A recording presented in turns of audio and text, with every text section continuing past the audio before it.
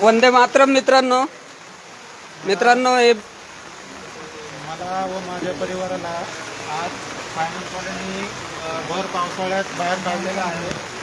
तर मला भर पावसाळ्यात बाहेर काढलेलं आहे. मला बाहेर काढलेलं आहे फायनान्सवाल्यांनी. त्याच्यावर फक्त न्यायाला धरून आहे का हे एवढंच फक्त मला कोणीही न्यायाधीशात ज्या लोकांना न्याय कळतो त्या न्यायाने मला सांगावं. हे सगळं मला परिवार आज माझ्या रस्त्यावर आणलेलं आहे. भर पावसाळ्यात ही कारवाई झालेली आहे. ही कारवाई न्यायाला धरून आहे का हे फक्त मला सांगा.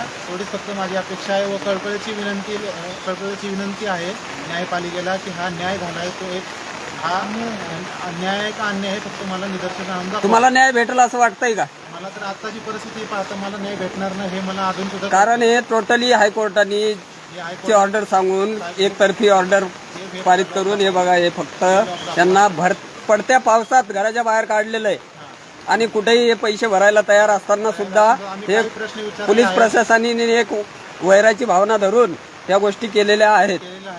आणि मी पोलीस प्रशासनाला पण काही प्रश्न विचारले पण प्रशासन आज पूर्णपणे मोगलशाही दाखल केलेली आहे.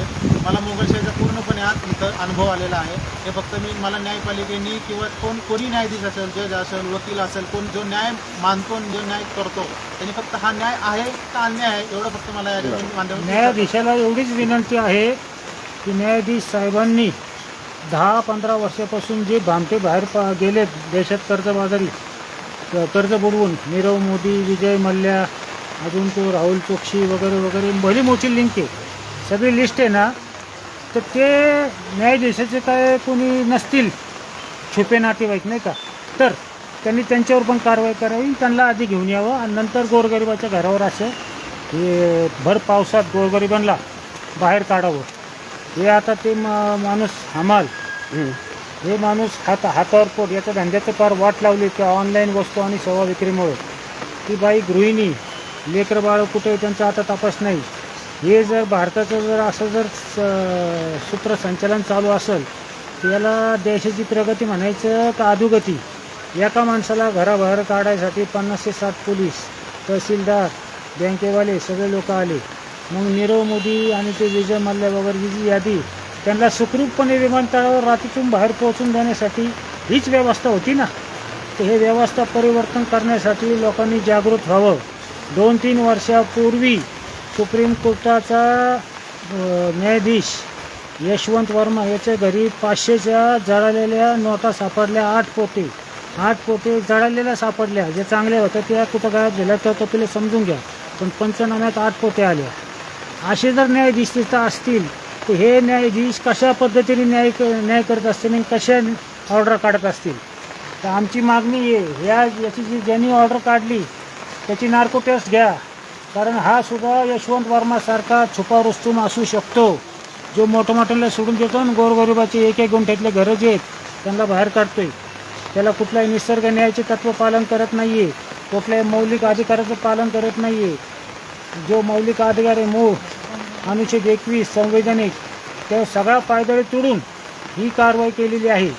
तर हे हळूहळू संविधान संपवण्याचं काम चालू आहे. संविधान तर संपणार नाही पण देश जागृत झाल्याशिवाय राहणार नाही. तर जागेवार सर्व भारतातील समाज बांधवांना जनतेला कळकळीची विनंती आहे की अशी मुजोर प्रशासनावरती कारवाई ही व्हायलाच पाहिजे. आणि मुजोर ही जी ढगणारी बँक आहे की ज्या बँकेकडं अस्तित्वात मुळात आज आपले कॅश ठेवलेले आपल्याला मिळायला तयार नाही आहेत आणि कर्जाच्या स्वरूपात हे लोकांना पैसे वाटून अख्खा भारत हा कर्जात टाकलेला आहे. आणि अडाणी अंबानी सारख्यांना पूर्णपणे सवलत देऊन कर्ज माफ केल्या जात आहे. तर यावरती लक्ष द्या. आणि हे बघा हे गोरगरीब जनता कशी आज रस्त्यावरती इकडे बघा हे पडता पाऊस आहे हे बघू शकता तुम्ही. आणि इकडं हायकोर्ट आदेश देतोय की बाबा पावसात कुणालाही घराच्या बाहेर काढल्या जात नाही. संविधानाने जो अधिकार दिलेला आहे, अन्न वस्त्र निवारा हा कुणीही राहू शकत नाही.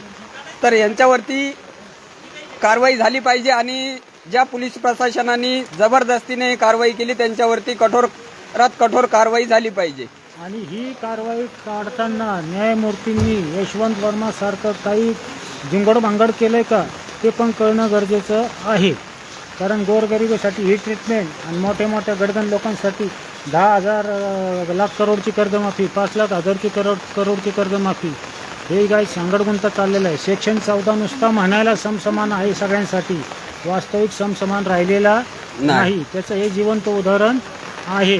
आता ह्या लोकांनी रात्री कुठं जायचं, ह्या ताईंनी कुठं जायचं, हिनी शौचाला कुठं बसायचं, स्नान कुठं करायची, हे सगळा जर विचार केला हे कठीण समीकरण आहे. तर त्या न्यायाधीशांनी जे न्यायमूर्ती AC बंगल्यात बसून जनतेच्या तिजोरीतून पगार खातेत त्या न्यायाधीशांनी याचा विचार करावा. ज्याचं आपण अन्न खाल्लं ते खाल्ल्या अन्नाला जागावं. जनतेच्या तिजोरीतून त्यांनी अन्न खाल्लेलं आहे पगारातून, त्याला काय बँकेने पगार दिला नाही. आता छुपा पगार काय मोजला असेल आम्हाला सांगता येत नाही अशी ऑर्डर काढण्यासाठी.